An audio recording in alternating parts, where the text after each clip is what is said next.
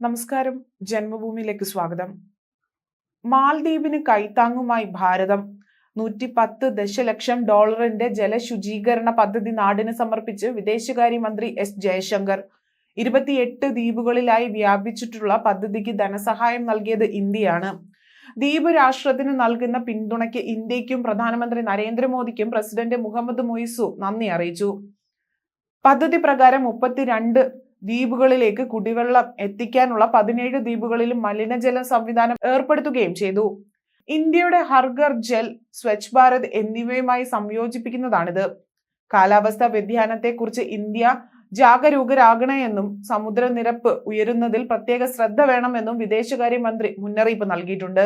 മാൽദ്വീപ് ദ്വീപ് രാഷ്ട്രമായതിനാൽ തന്നെ മുന്നറിയിപ്പുകളെ അവഗണിക്കരുത്. ശുദ്ധജല സ്രോതസ്സുകളുടെ അഭാവവും ജലദൗർബല്യവും രാജ്യം നേരിടുന്ന പ്രതിസന്ധിയായിരുന്നുവെന്നും ഇന്ത്യയുടെ ഇടപെടലോടെ അത് മാറിയെന്നും അദ്ദേഹം ചൂണ്ടിക്കാട്ടി.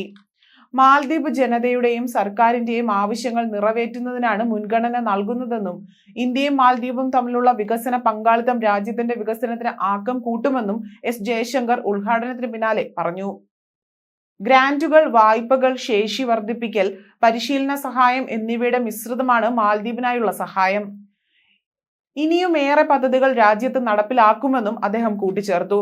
ത്രിദിന സന്ദർശനത്തിന് മാൽദ്വീപിലെത്തിയ ജയശങ്കർ ഇന്ന് തിരികെ ഇന്ത്യയിലേക്കെത്തും.